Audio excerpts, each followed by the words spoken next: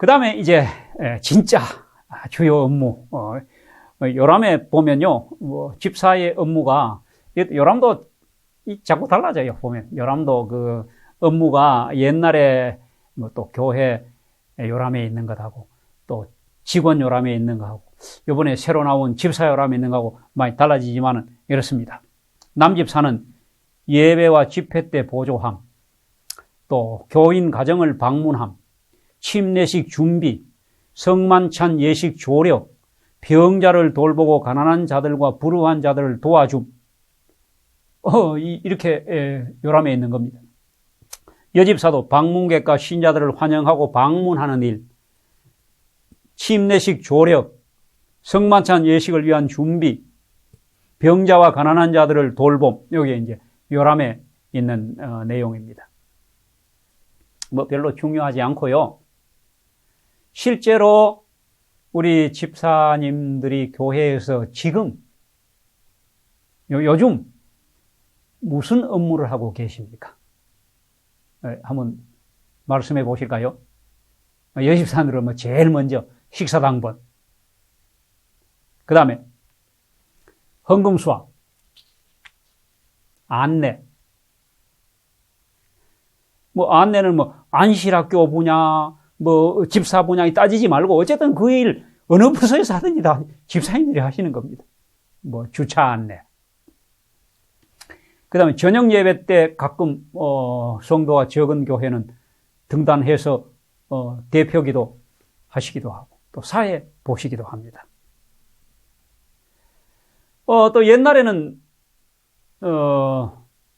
우리 여집사님들은 방문 조력을 많이 하셨는데 요즘 방문되는 교회 있습니까? 네, 잘 없죠. 방문도 지금 잘 안 되고.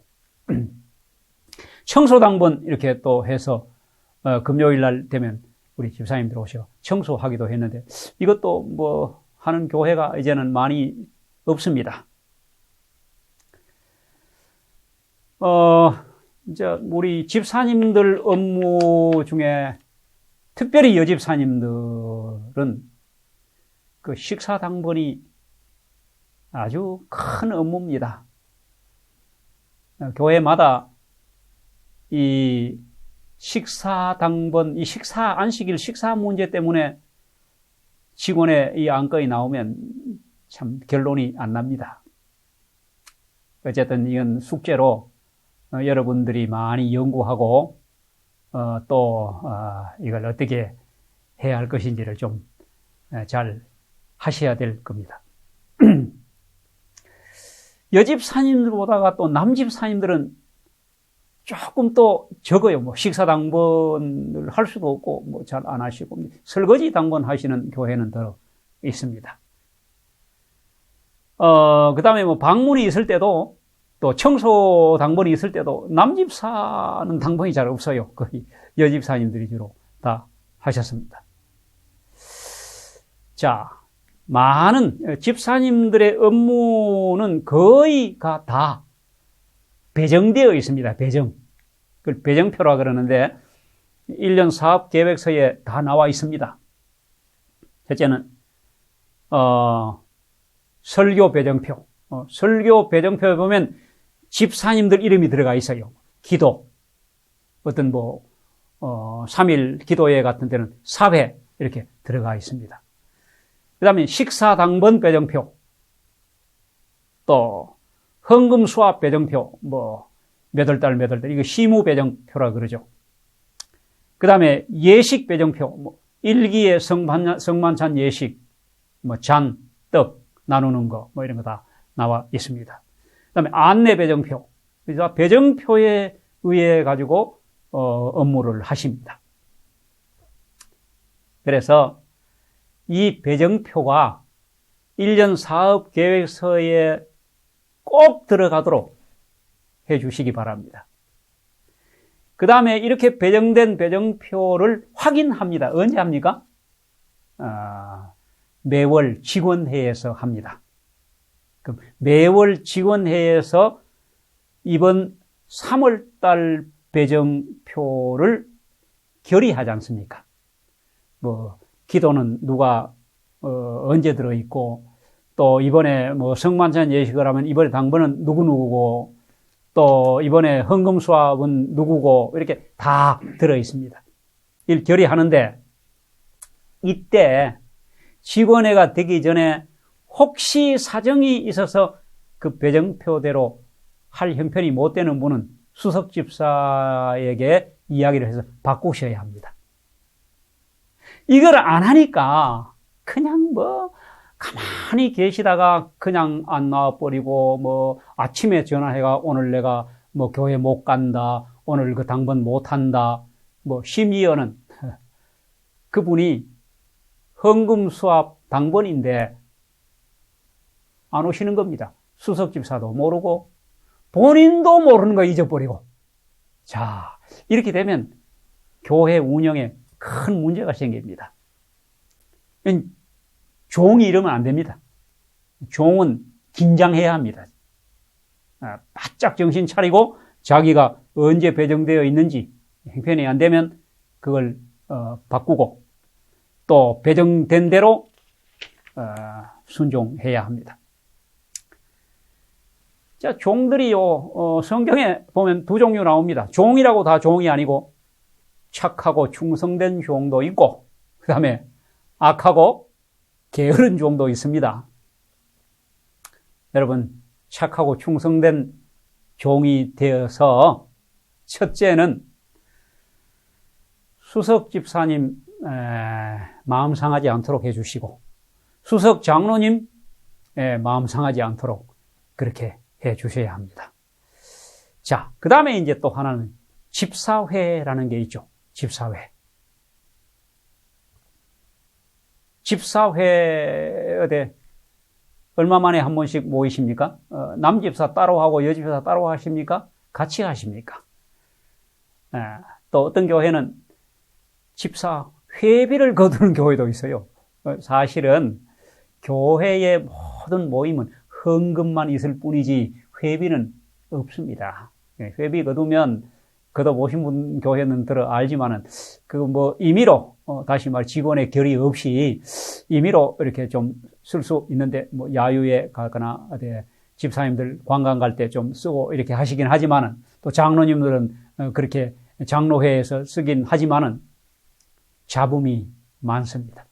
돈이 있는 곳에는 뭐 잘 썼니, 잘못 썼니, 뭐 마음대로 썼니, 교회에서 그런 잡음이 나면 안 되는 겁니다. 그래서 회비는 좀 연구를 하시고요. 어쨌든 집사회를 최소한 한 달에 한 번씩은 하시고, 집사 수양회는 한 기에 한 번씩 하시기를 권장합니다. 여기서 뭐 하는가? 집사회에 모여가지고 하는 일은요, 그동안 하는 예식, 뭐 예를 들면 성만찬 예식, 침례식, 또 안내, 뭐 여러 뭐 식사당번 하는 것 중에 이제 문제가 생기고, 또 조금 더 잘하기 위해서 좀 고쳐야 되겠다, 이런 것들을 다 거기서 다루는 겁니다. 제일 중요한 게 뭔가? 교육입니다. 그리고 두 번째는 소통입니다. 어디든지 뭐 가정도 그렇고 교회도 그렇고 작은 집사회도 그렇고 소통이 안 되면 밑에서는 불만이 쌓이고, 불만이 쌓이면 협조가 안 됩니다. 그럼 일이 안 됩니다. 그래서 이런 집사회를 통해서 소통하고 교육해야 합니다. 그리고 안건을 받고 민원을 접수하고, 이런 일을 집사회에서 이런 건설적이고 발전적인 집사회를 운영을 잘 하시면, 이 수석 집사가 좀 잘 하셔야 됩니다. 그걸 잘 하시면 집사회가 아주 재미있고 또 분위기가 좋아지고 봉사하는데 차질이 안 생기고 또 발전하고 그렇게 됩니다. 자, 이제 장로 하겠습니다. 장로의 주요 업무. 자, 우리 장로님들은 포지션부터 아셔야 됩니다. 우리 장로님들은 그저 교회의 가장 어른들이시고 또 핵심 재직들이신데 장로 조금 상식적으로 참고로 좀 아셔야 될 것은 우리 제7일 안식일 예수 재림교회의 장로 제도는 처음에는 없었습니다. 집사만 임명했습니다. 그러다가 1854년 조셉 베이츠라는 사람이 리뷰 앤드 헤럴드지에 교회 질서라는 원고를 기고하면서 거기에 두 종류의 장로를 언급했습니다. 장로 중에는 두 종류 장로가 있다. 그 두 종류 장로 중에 하나는 치리하는 장로, 교회 다스리는 장로와 그 다음에 말씀 선포하는 장로가 있다. 그 신약 장로입니다. 신약 교회의 장로는 두 장로가 있는데 무슨 장로? 쉽게 행정하는 장로와 목회하는 장로가 있다 이 말이. 여러분들 무슨 뜻인지 아시겠죠? 지금 누구를 얘기하는지 아시겠죠? 행정, 교회를 다스리고 치리하는 장로는 오늘날 장로고 또 말씀 선포하는 장로는 누굴까요? 이 목사예요.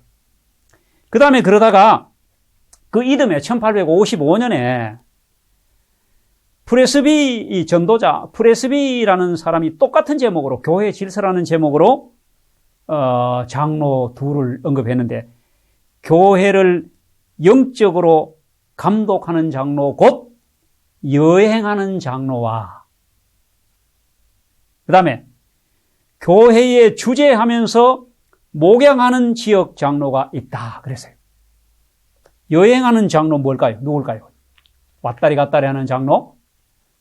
이 교회에 있다가 저 교회에 가고 여기서 우리 교단에 아마 인사이동이 착안된 게 아닌가. 그 당시에는 또 실제로요 이렇게 말씀을 가르치고 전하는 목사의 역할을 하는 장로들이 한 교회에 오래 머물러 있으면 다른 데 가서 빨리 개척하고 거기도 교회를 세워야 되기 때문에 자꾸 이동해서 해야 돼요.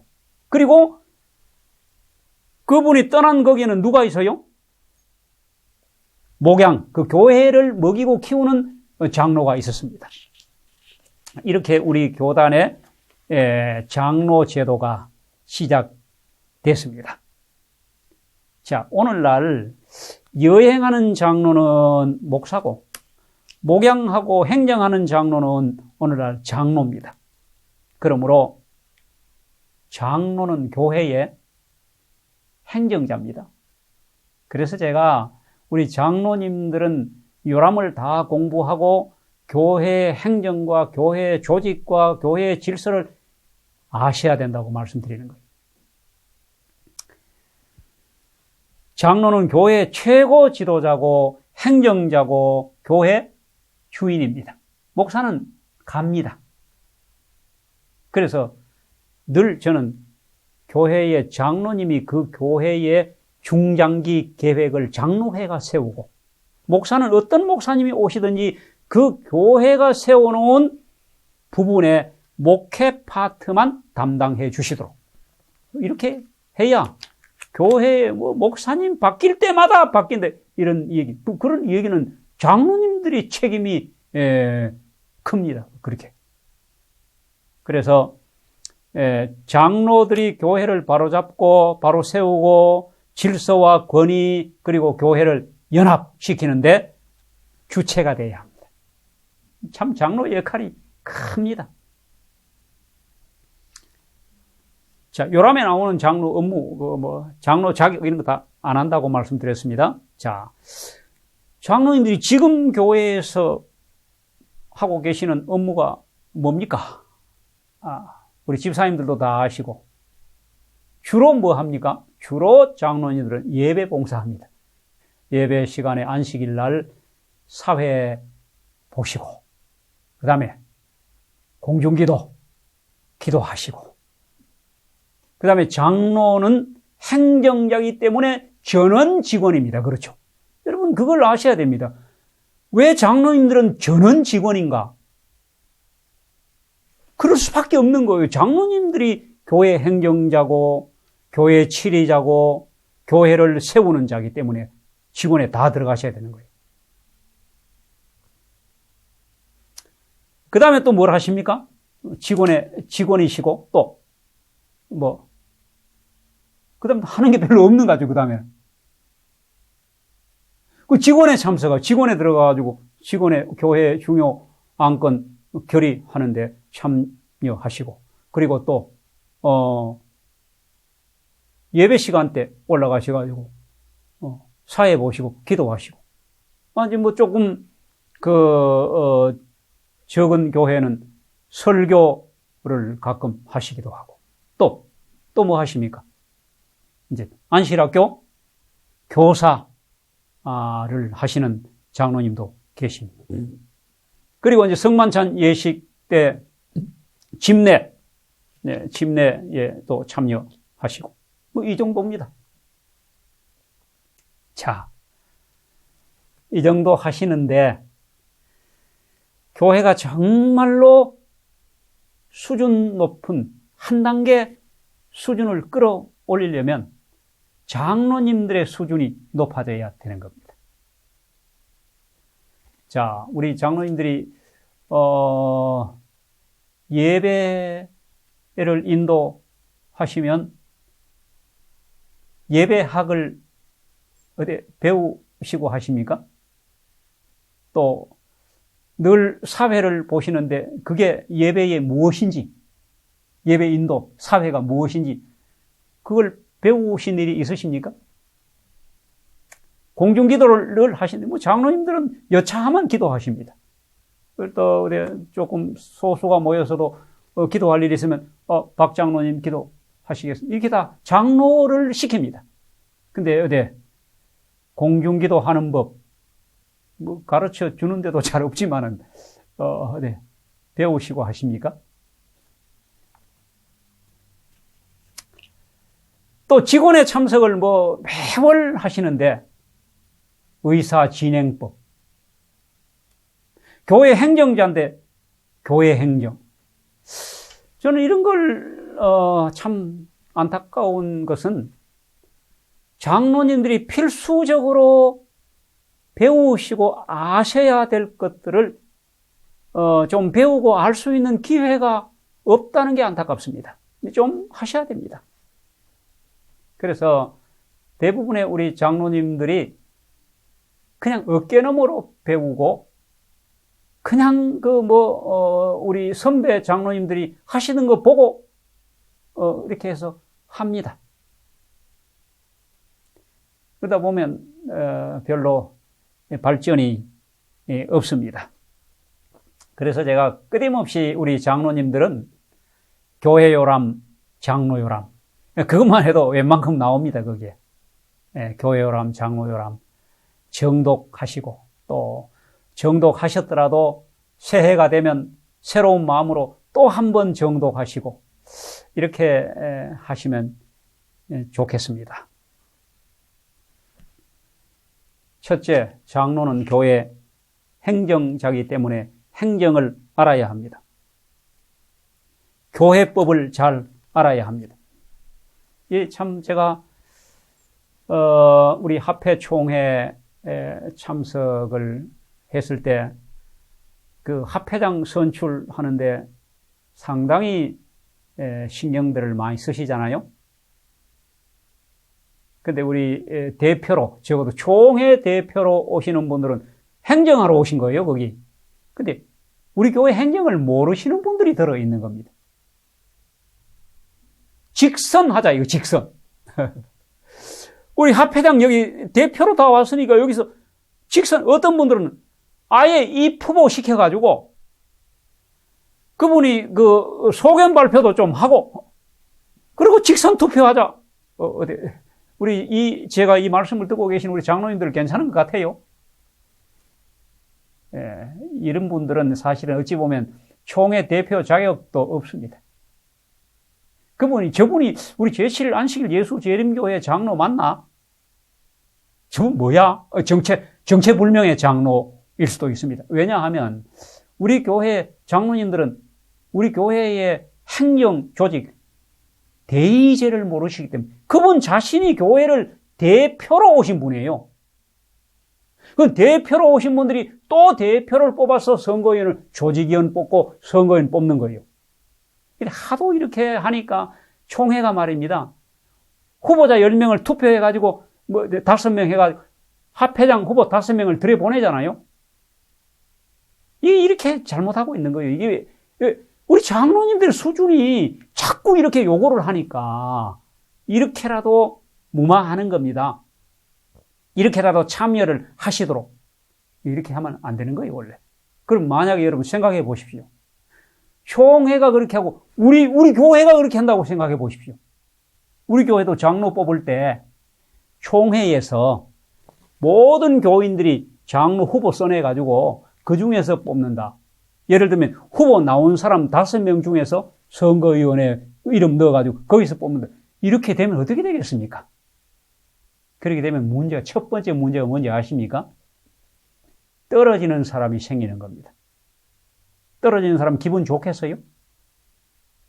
아니, 선거위원회에서 선출이 안 된다도 교회 나오겠느니 말겠느니 하는데 떨어져 보십시오. 얼굴 들고 교회?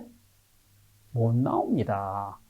여러분, 우리가 대의제를 하는 이유를 알아야 돼요. 왜 그렇게 하는, 왜 이렇게 하는지 장로님들이 이유를 알아야 돼요. 왜 선거제도가 있는지 비입후보, 입후보 안 합니다. 선거운동 안 합니다. 이거 왜 이렇게 안 하는지를 아셔야 돼요. 이거는 떨어지는 사람이 없도록, 패자가 없도록. 5명 합회장 들여보냈는데 비밀이지만은 공개된 비밀입니다.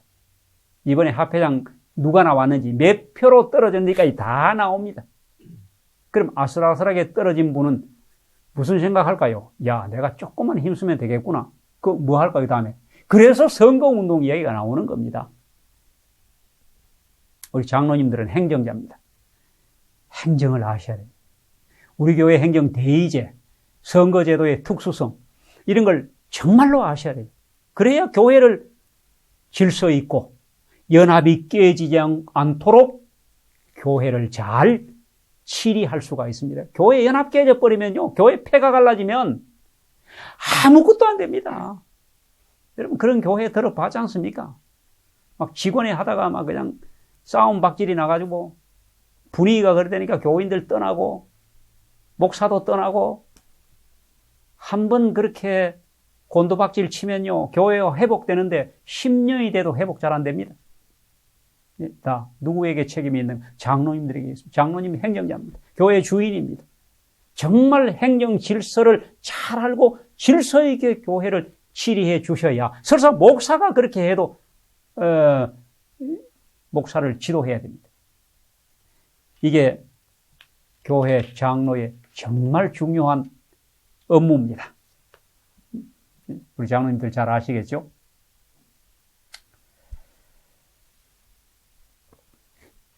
둘째는 예배 봉사자입니다. 우리 장로님들은 아까 제가 우리 집사 장로들은 무조건 예배에 참석 잘해야 되고 옷 잘 입고 와야 되고 그 다음에 찬미 크게 불러야 되고 아멘 크게 해야 되고 또 사람마다 붙잡고 문안하고 안부 묻고 이렇게 해야 된다고 말씀드렸습니다. 자, 이게 뭔가 하면은 예배를 살리는 겁니다. 예배 책임자는 장로입니다. 목사는 뭐냐? 설교만 하는 사람이, 설교 파트만, 말씀 전무하는 사람이. 모든 예배, 그래서 사회도 장로가 맡고, 기도도 장로가 맡고, 헌금수합도 집사님들이 하되, 집사 장로님들이 무조건 예배를 살려야 합니다. 지난 안식일 여러분 예배 들으셨죠? 감동적이었습니까? 은혜가 충만했습니까? 나 이제 교회 그만 다녀야 되겠다 했던 사람이 그 안식일 교회에 나와서 너무도 감동적인 예배를 드리고 어디 신앙이 회복됐습니까? 회개가 넘쳤습니까? 구원의 확신을 가지고 교회 문을 나섰습니까? 여러분, 우리가 무슨 11조, 수침자, 교회 전도가 안 되느니, 온갖 걸 다 그 이유가 많고, 정말 문제가 교회에 많지만은 정말로 문제가 뭔지 아십니까? 예배가 죽었다는 겁니다. 우리 장로님들 예배를 살려야 합니다. 금년 2021년도에 기도하고 아까 말씀드린 집사 장로님들이 그거 쉬운 것부터 먼저 하면서 어떻게 하든지 예배를 살려야 성도가 삽니다. 성도가 살아야 전도도 하고 11조도 냅니다.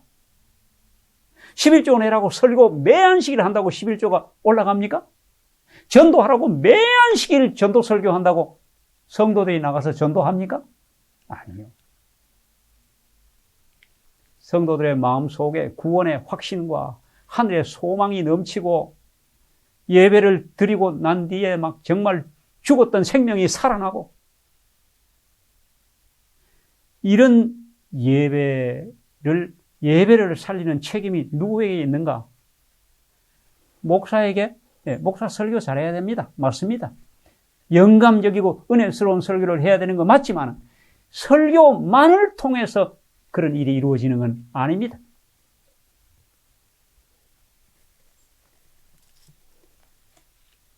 장로는 예배를 계획하고 예배를 감독하고 예배를 인도하는 책임이 있는 사람입니다.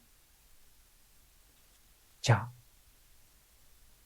장로님들이 예배에 참여하는 역할 중에 첫째, 장로님들은 안식일 예배 때마다 거의 대부분의 교회가 사회를 봅니다.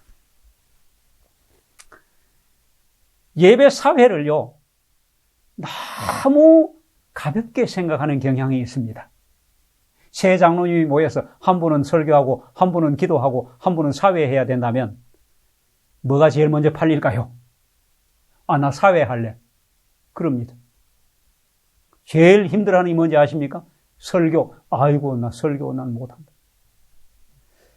이 반대입니다. 여러분, 사회는 예배 순서의 가장 중요한 순서자입니다. 왜 그런지 아십니까? 사회가 예배를 시작하고 사회가 예배를 마칩니다. 그러면 시작과 마치는 중간에 들어는 모든 순서의 진행과 모든 순서를 확인하고 체크하고 하는 게 예배 인도자, 사회자가 해야 되기 때문입니다. 자, 예배 장소에 우리 사회자가 예배 사회를 맡으면, 자, 첫째, 예배 드리는데 문제가 생기지 않도록 모든 것들을 확인하고 체크해야 되는데, 교회 일찍 오셔가지고, 자, 처음에는 진행 맡은 사람을 확인해야 됩니다. 첫째는 설교자. 여러분, 그날 설교자가 펑크 난 일이 있을 수 있을까요, 없을까요? 저는 봤습니다. 설교자가 없는 거예요. 설교인 줄을 몰라, 자기가. 그럼 그 사람 책임이기도 하지만은 이게 바로 사회자 책임이에요. 자, 사회자는 예배 시작과 끝까지 책임진 사람이기 때문에 그 중간에 순서 맡은 사람을 전부 확인해야 합니다. 목사님, 이번 금요일 저녁에 설교입니다. 알고 계시죠? 그 다음에 누구요 또? 기도 맡은 사람, 반주할 사람, 헌금 수합, 마치 또 특창할 사람 전부 확인해야 합니다. 이걸 안 하니까 예배가 어떻게 드려지는가 하면은 피아노 반주자 없이 아무나 나와가지고 찬미 지도 좀 해라. 그 다음에 기도자가 안 나타나가지고 아무나 붙잡고 기도실에 들어가고. 여러분, 이런 예배를 하나님이 받으실까요? 이런 예배 은혜를 받을까요? 일단 누구 책임인지 아시죠? 제가 우리 예배를 살리는 일 장로님들에게 좀 제가 스트레스 팍팍 좀 줍니다. 좀 긴장해야 합니다. 예배를 함부로 가볍게 아무렇게나 그냥 아무나 붙잡아가 기도시키고 넥타이 맨 사람 사회 보러 올라가고 그 다음에 헌금 바구니가 없어서 찾으러 다니고 이런 예배 또 뭐 피아노 반주자가 안 나와가지고 반주 없이 예배 드리고, 이게 확인 안 했기 때문에 그런 겁니다. 만일에 반주자가 못 나온다면 다른 반주자한테 부탁해야 되고, 찬미 지도는 누가 해줘야 되고, 이거 다 예배의 진행 맡은 사람을 확인하는 게 사회자가 해야 됩니다. 두 번째는 예배 장소. 예배 장소에 마이크가 제대로 나오는지, 켜져 있는지, 또 너무 춥지는 않은지, 냉난방 상태, 청소, 환기 상태, 교회당 정리 상태, 헌금 바구니가 제자리에 있는지, 이런 것들을 다 확인해 놓지 않으면 예배에 차질이 생깁니다. 마이크가 안 나온다든지, 아니면 냉방에서 온 교인들이 오돌오돌 떨면서 예배를 드리는 일이 생기든지, 이런 예배가 어떻게 은혜스럽겠습니까? 헌금 수합하는 집사님들이 다 앞에 나왔어요. 11조에 관한 권면 읽었어요. 옛날에는 헌금 바구니를 전부 강대상 안에다 넣어놨는데, 강대상 문을 딱 여니까 바구니가 없어, 헌금 바구니가. 어떻게 해야 되겠습니까? 지난 안식일에 재무장로가 재무실에서 헌금 계산하고 거기다 그냥 놔둔 거야. 이거 뭐 헌금 11조 관한 권면 읽고 재무실 내 한 사람이 쫓아가 헌금 바구니 찾아 들고 오고, 여러분 이런 예배를 어떻게 생각하십니까? 괜찮아요? 처음 예배 드리러 온 분들이 그런 예배를 드리고 감동을 받겠습니까? 자, 사회자가 얼마나 중요한지 요만큼만 말씀드려도 아시겠죠? 그 다음에 순서 진행에 있어. 주보에 오자가 없는지, 혹시 주보에는 나와 있지만은 빼는 순서는 없는지, 그 다음에 성경 봉독은 제대로 하도록 여러 번 읽어보고, 틀리지 않도록 읽고, 부를 찬미 미리 선택해 놓고, 어떤 때는 설교자에게 끝 찬미를 뭘 하면 좋을지 미리 다 알아놓고, 찬미가 뒤적뒤적하고 이렇게 하면 안 돼요.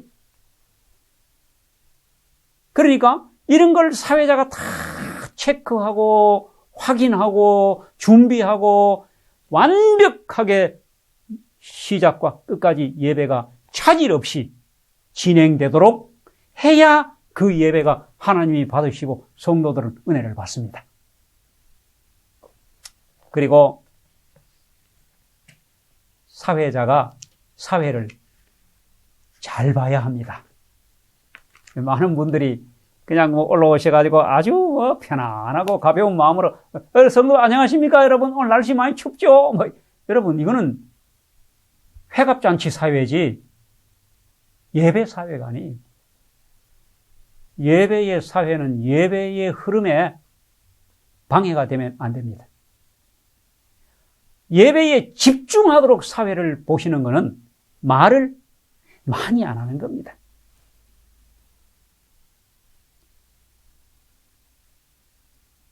사회자가 없으면 진행이 안 되고, 사회자가 있어도 없는 듯이 사회를 보는 사회를 제일 잘 보는 사회라 그럽니다. 그러니까 사회 안 봐도 진행되는 것은 구태여 나와서 말씀하실 필요가 없어요. 그건 괜히 순서를 끊는 거예요. 그리고 또 꼭 나오셔가지고 인사 말씀 또 아니면은 안 해도 될 말, 자기 사적인 얘기, 여러분 안녕하십니까? 이런 것들, 이런, 그거 안 해도 다 진행되잖아요? 자, 사회를 정말 있는 듯 없는 듯 이렇게 은혜스럽게 진행을 해 주셔야 합니다. 왜? 모든 회중이 하나님께 예배에 집중할 수 있도록 그 마음과 생각을 흐트러뜨리지 말아야 합니다. 또 어떤 때는 또 다 설교 끝나고 난 뒤에 또 한번 설교 요약하신다고 또 이렇게 하시는 이런 건 옳지 않습니다. 사족을 달면 안 됩니다. 어떤 분들은 또 특창 끝나고 난 뒤에 아멘 또 계속 또 유도하고, 어떤 경우는 또 박수 유도도 하고 이렇게 하면요, 예배를 계속 공연, 예배가 아니고 공연화 시키는 겁니다. 자, 우리 집사님들이나 장로님들 혹시 사회를 맡으시면 어떤 경우에 사회를 예배 진행을 맡으셔도 명심하시고 체크하고 확인하고 준비하고 그렇게 해서 예배가 아주 수준 높은 아주 질서 있고 군더더기 없는 그런 예배로 준비해 주시면 좋겠습니다. 그 다음에 맞는 게 공중기도입니다. 이제 목사 요람에 보면 공중기도에 샘플이 나와 있습니다. 근데 이게 참 쉬운 것 같지만은 또 뭐 교회 몇십 년 다니시면 뭐 기도 다 할 줄 압니다. 누구를 시켜도 기도합니다. 그런데 어찌 보면 누구를 시켜도 제대로 못할 수도 있어요. 여러분 지난 안식일에 어떤 분이 올라가서 공중기도한 하나님께 올린 기도의 내용을 기억하고 계십니까? 지난 안식일은 고사하고 아멘 기도 예수님 이름으로 기도드립니다. 아멘 하자마자 뭔 기도했는지 다 잊어버리죠. 네. 자, 첫째 우리 장로님들이 특별히 설교 예배의 기도를 맡으시면 준비하시기 바랍니다. 설교자가 설교 준비하지 않고 설교할 수 없습니다. 준비 안 하고 설교한다면 그건 정말 망령된 것입니다. 그런데 설교자는 하나님의 말씀을 교인들에게 하는 게 설교자입니다. 그렇죠? 그런데 공중기도자는 반대입니다. 교인들을 대표해서 하나님께 말씀 올리는 겁니다. 자, 어느 게 더 두렵고 조심스럽습니까? 하나님께 말씀 올리는 게입니까? 사람에게 하는 겁니까? 그 목회자는, 설교자는요, 사람한테 하는 겁니다. 하나님의 말씀을. 그런데 많은 기도 맡은 분들이 그걸 인식 못하는 겁니다. 그냥 기도에 들어갈 단어만 나열하면 기도가 되는 줄 알아요. 아니에요. 기도자는 하나님께 말씀드리고 있는 겁니다. 얼마나 조심스럽습니까? 그리고 자기의 어떤 생각을 말씀드리는 게 아니고 청중들을 대표해서 말하는 거예요. 그러니까 설교자가 설교 준비하는 것보다가 기도자가 기도 준비하는 게 어려운 겁니다. 왜요? 지금 오늘 우리 모든 성도들이 하나님께 올릴 기도가 과연 무엇일까? 대표 기도를 해야 되기 때문입니다.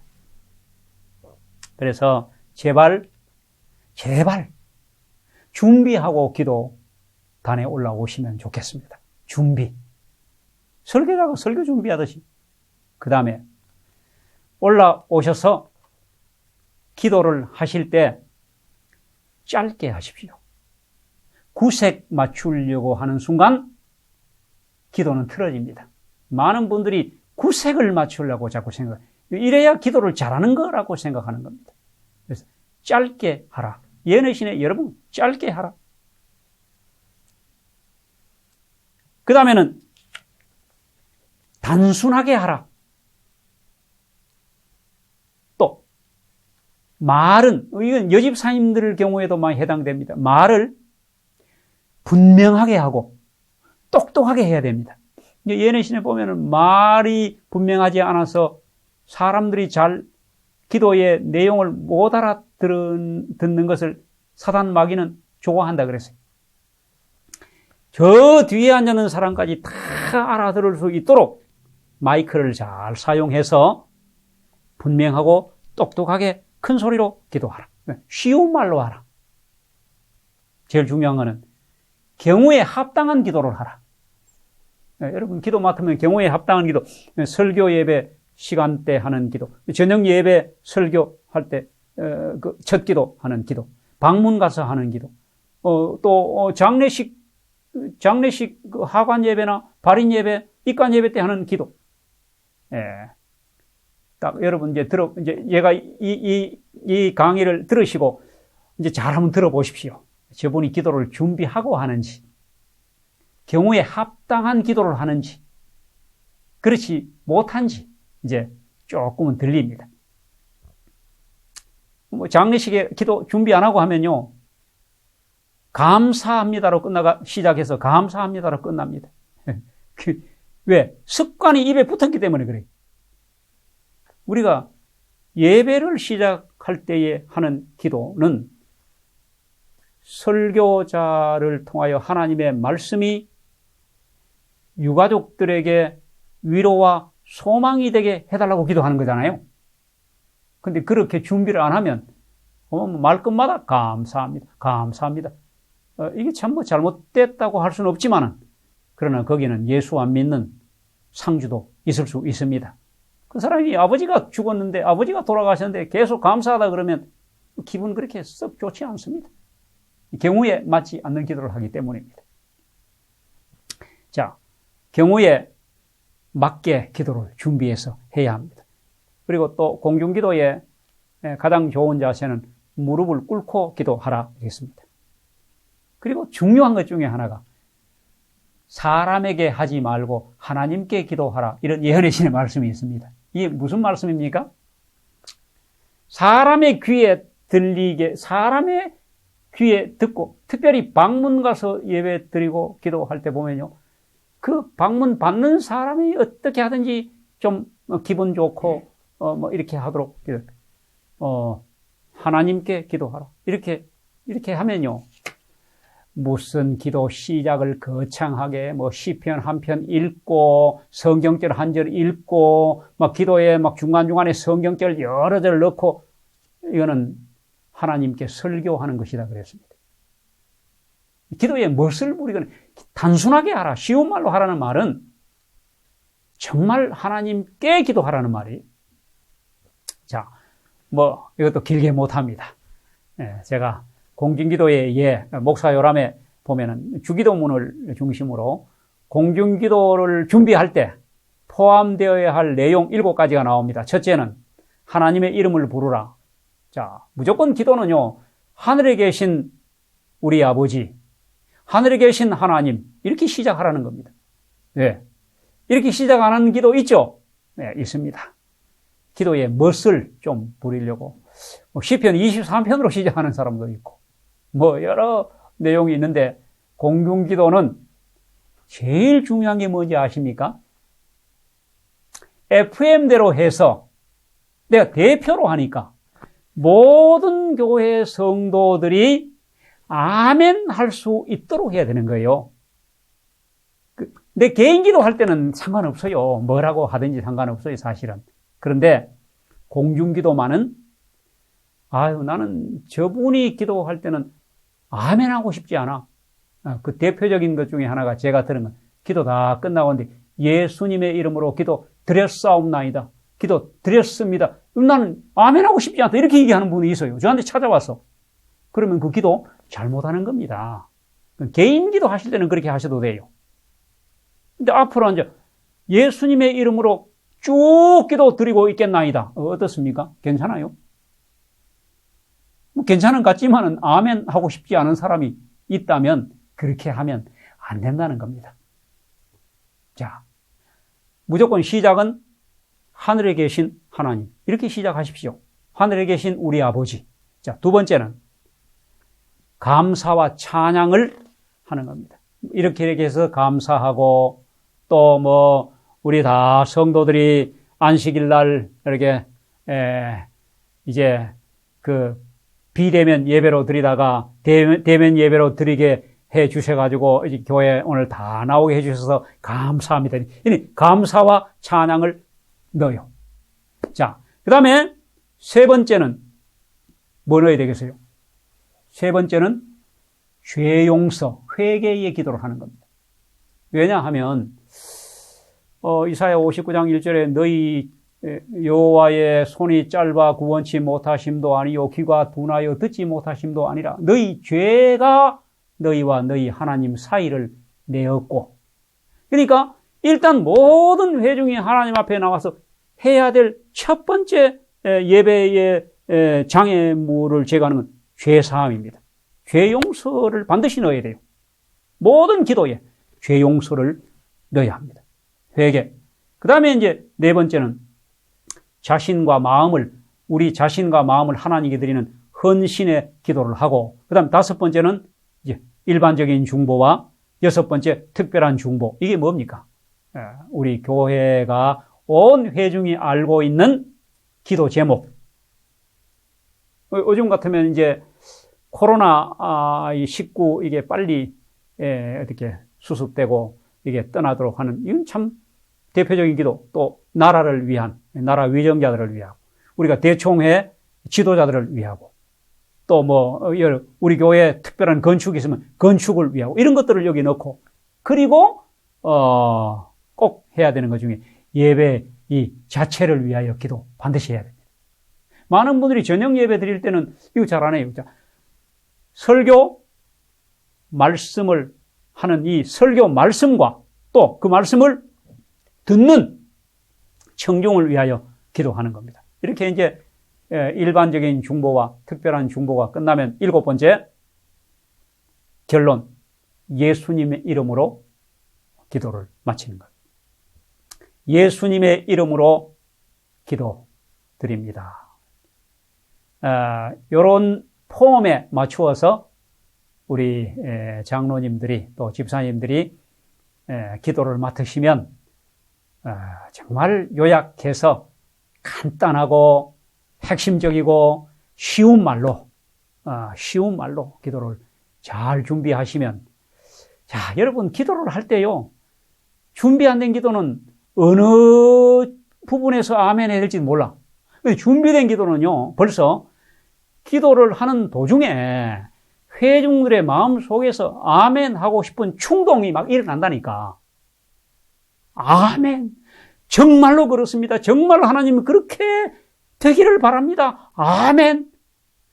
이런 기도를 해야 됩니다. 자, 이런 기도와 이런 사회와 준비된 순서, 이런 것들이 다 이렇게 어우러질 때에 예배가 사는 겁니다. 그럼 결석생이 줄고, 그러면 뒤로 물러가는 사람도 없고, 그러면 믿음이 연약한 사람이 오면 구원을 받습니다. 여러분, 교회가 세워져서 그 교회에서 영혼을 구원한다는 말은 이렇게 구원하는 것이지, 그냥 불러다가 침례만 계속 여러 명 주는 거, 그것도 대단히 중요하지만은 그것만은 아닌 것입니다. 우리가 다 잘 알고 있는 것입니다. 그리고 첫째는 장로 행정자다. 둘째는 예배 인도자다. 셋째는 장로는 부목사입니다. 장로하고 목사하고 마음이 잘 맞아야 합니다. 마음이 잘 안 맞아도 장로와 목사가 잘 조화를 이루어야만 교회가 편안하고 행복하고 사업도 잘 됩니다. 많은 경우에 우리 장로님들이 잘못 생각하시는 것 중에 하나가, 초창기 때 조셉 베이츠나 이런 분들이 얘기했다 그러듯이 목사도 장로고 장로도 장로요 하는 역할만 다른 겁니다. 그래서 속된 말로 종자가 같은 종자입니다. 근데 많은 경우에 우리 장로님들은 목사를 감독하고 또 목사님이 뭘 잘못하시면 아무도 얘기 못하니까 장로들이 가서 얘기해야지. 장로들이 총대 메고, 그 다음에 목사와 교인들의 어떤 분쟁이 생기면 장로들은 어느 종자요? 교인 쪽에 가고, 이 아주 잘못된 겁니다. 보면 이게 장로 요람에 나오는 얘기입니다. 장로는 목사 편에 서야 하는 겁니다. 목사를 지지해야 돼요. 여러분, 장로님들만 목사 편에 딱 서면 교회 목사와 성도들 간에 어떤 분쟁도 일어날 수도 없고, 일어나도 바로 수습됩니다. 장로님들하고 목사님이 이렇게 갈라질 때 교회 성도들이 엄청난 상처를 입고 피해를 봅니다. 이거 꼭 명심해야 합니다. 우리는 어쨌든지 뭘 바루는 것보다도 제일 중요한 것은 영혼입니다. 다 다 옳게 하고 다 잘해도 영혼을 잃으면 다 잘못한 겁니다. 자, 좋은 목사는요, 태어나는 것이 아니고 만들어지는 것입니다. 누가 만드는 것입니까? 장로님들이 만드는 겁니다. 장로들이 좋은 목사를 만들어야 합니다. 만능 목사는 없습니다. 모든 걸 설교도 잘하고 행정도 잘하고 인간성도 좋고 모든 이런 목사는 없습니다. 다 잘하는 목사는 없기 때문에 그 부족한 부분을 부목사로서 장로들이 채워야 하는 겁니다. 목사가 잘하는 게 있어요. 그것만 잘하도록 하면 돼요. 우리 목사님은 요거는 조금 부족해도 잘하는 게 있어. 그걸 가지고 목회하면 되는 겁니다. 그 다음에 장로는 목사의 선생이 되어야 합니다. 목사를 가르쳐야 돼요, 사실은. 우리 지방에 계시는 작은 교회에는 우리 젊은 목사들이 주로 배치가 됩니다. 잘 몰라요. 우리 노련한 장로님들이 직원회 하는 것도 가르치고 예식하는 것도 가르치고 그다음에 목회하는 걸 계속 내두면 안 돼요. 한 2, 3년 계시다 가시겠지. 이러면 어디로 가십니까, 그분이? 그분 맹 우리 교회로 가십니다. 그러니까 우리 장로님들이 아주 지혜롭게 목사님을 잘 가르치는 선생이 되어야 되는 겁니다. 보여주고 가르쳐야 합니다. 어떤 경우든지 장로는 목사를 지지하고 목사 편에 서셔야 합니다. 자, 장로 요람 이제 읽어보시면 더 길게 목사를 어떻게 대접하고 어떻게 하라는 거 다 나오는데 이제 요만큼만 하고. 그 다음에 이제 장로도 장로회가 있죠. 제가 목회하면서 장로회 보면, 이제 매월 돌아가면서, 그죠. 식사 당번 정해가 장로 가족들 혹은 장로님들만 모여서 식사 주로 하십니다. 그것도 한 몇 월 달까지 하다가 흐지부지 끝날 때도 있고 그렇습니다. 장로회 꼭 하시기 바랍니다. 한 달에 한 번씩 하실 때 반드시 목사님 참석시키셔야 됩니다. 왜냐하면 같은 계열이기 때문입니다. 거기서 뭐 하는가? 그야말로 이제 목사님과 장로님들 사이에 소통하는 시간입니다. 네. 자리 멍석 깔아놓고 그 다음에 여러 가지를 소통해야 합니다. 그리고 이 장로회에 모였을 때에 이 장로님들도 마찬가지지 않습니까? 배정 다 해놨어요. 시무 배정, 그 다음에 설교 배정, 또 예배 배정표, 예식 배정, 다 배정에 따라서 진행을 합니다. 장로회에서 해야 될 것 중에 이제 보직 배정, 그 다음에 교육, 이때 이제 장로회에서도 역시 식사만 하시지 말고, 회의만 하시지 말고, 교육을 좀 장로 강습회를 좀 자주 하십시오. 최소한 한 기에 한 번씩은 계획을 하셔야 합니다. 또, 의사소통의 시간, 장로님들 간에도 뜻이 안 맞고 마음이 안 맞는 수도 있는데 여기서 이제 다 좀 소통을 하시고, 그리고 친교 아주 중요하죠. 장로님들끼리만 참 정말 우애 있고 형제 같고 분위기 좋으면 그게 바로 교회 분위기입니다. 교회 밑에 아무리 분위기 좋아도 몇 분 안 되는 장로님들 벌써 마음이 안 맞으면 다 마음이 안 맞는 겁니다. 교회 분위기가 오면 다 그렇게 됩니다. 그러니까 친교, 친교, 그리고 여러 가지 점검, 확인 이런 게 해야 합니다. 또 하나는 우리 장로님들이 특별히 아까 직원회나 들어가시고 또 예배 시간에 사회에 맡고 기도하고 너무 편한 것처럼 생각합니다. 교인들이 실제로 장로님들은 별로 어려운 일 하는 거 없는 것처럼 생각하세요. 그리고 직원회 들어오셔가지고는 안실학교, 뭐 성교회 여러 부서 뭐 이렇게 그저 반연화 하시고 이렇게 생각합니다. 그래서 보직 없는 장로님이 한 분도 없어야 합니다. 이 장로회에서 수석 장로가 그 장로님들의 달란트에 따라서 보직을 다 맡아야 합니다. 그 보직 중에 첫 번째 보직이 수석이라는 거예요. 수석 장로. 주로 장로님들이 교회 서기, 장로님들이 교회 제모하는 데도 있고, 장로님들이 안실학교 교장하는 데도 있고, 또 청년부, 어린이부 고문도 하시고, 그래도 큰 교회 장로님들 많은 데는 그래도 장로님들이 남아 돌아요. 보직이 아무것도 없는 장로님이 있을 수 있다 이 말이에요. 자, 맡을 보직 많습니다. 첫째는 여러 부서의 고문, 그리고 구도자 부장, 이른양 회복 부장, 예배 갱신 위원장, 애경사 담당 부장, 교회 건물 관리 부장, 교회 행사 담당 부장. 교회에서 정말 어떤 한 분이 책임지고 그걸 잘 계획하고 이렇게 해줄 지도자가 필요합니다. 그러니까 이 장로회에서 이런 것들을 다 맡아서 직원에 도로셔가지고 장로님들도 보고만 받고 사업 직원회라는 게 전부 뭐 사업 검토하고 그다음에 뭐 또 피드백 받고 뭐 그다음에 평가하고 이렇게 하는 게 직원회 아닙니까? 거기 들어오시가 장로님들은 뭐 아무것도 안 하고 직원회 내내 앉았다 나가시면 민망하잖아요.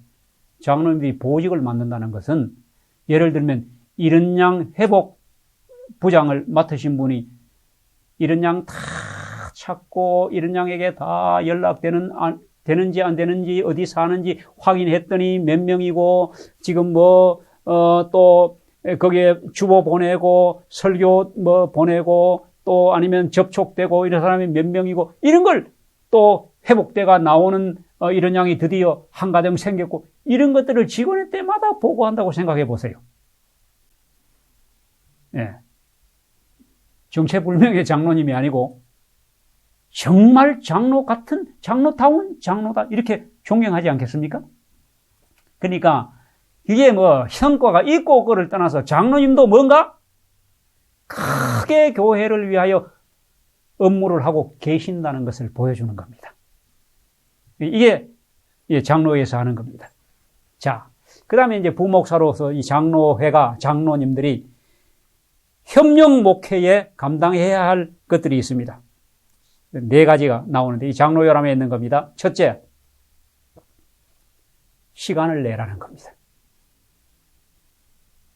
장로님들이 시간이 없으시죠? 안식일이라도 시간을 내셔야 합니다. 안식일날 예배 끝나자마자 다른 날 시간 못 내시면 안식일날이라도 시간을 내셔야 합니다. 시간을 내라. 그래서 제가 늘 장로님은 적어도 교회에 2가지 내야 돼요. 하나는 얼굴 내고 하나는 이름 내는 겁니다. 얼굴 낸다는 게 시간 낸다는 거예요. 교회 대청소든지 교회 김장이든지 교회 전도회든지 교회 예배든지 뭐든지 장로님의 얼굴이 거기 있어야 합니다. 여기 요람에 나와 있는 거예요. 이름 내라는 말은 무슨 헌금이든지 감사 헌금이든지 뭐든 이름이 나와야 될 때 장로님들 이름이 반드시 나와야 돼요. 특별 헌금하는데 장로님의 이름이 없다 이러면 참 문제가 교회에 여러 가지로 생깁니다. 이게 협력하는데 장로님들이 반드시 협력해야 될 것. 2번째는 목사의 능력을 극대화시키라. 자, 이 말이 뭔가 하면 사실 목사도 사람이잖아요. 정말 내가 이 교회에 뼈를 묻을 각오로 정말 잘해야 되겠다. 열심히 해야 되겠다. 이런 마음이 들도록 해야 되는 겁니다. 그래서 어떤 때는요, 목사님 집 방문 좀 자주 해 주십시오. 목사도 성도입니다. 대신방 때도 빠져요. 아무도 전화, 방문하는 사람 없습니다.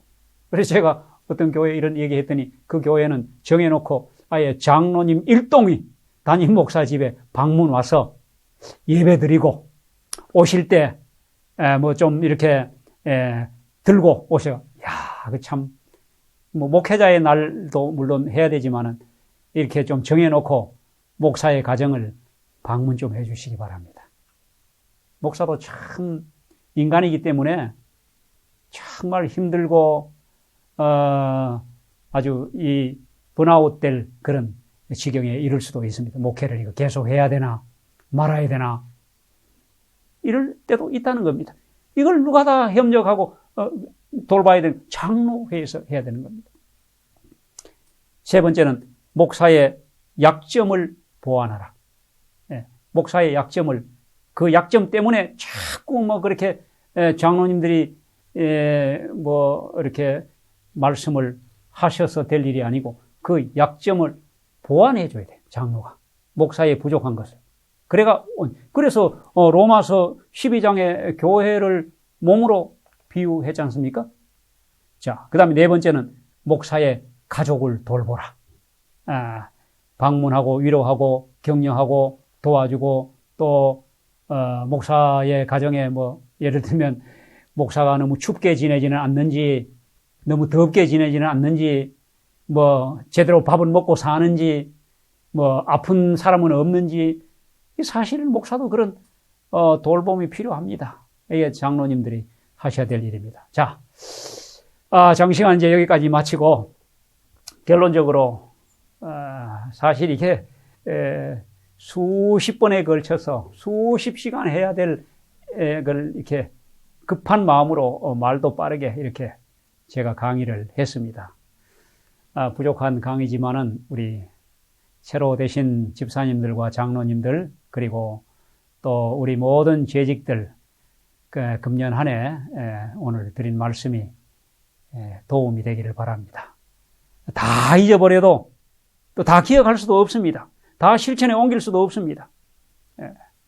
드린 말씀 중에 당장 할 수 있는 쉬운 것부터 해서 교회가 달라지고 또 달라진 교회를 통하여 금년에 영혼들이 살아남고 구원 얻는 그런 교회가 되기를 간절히 바랍니다. 감사합니다.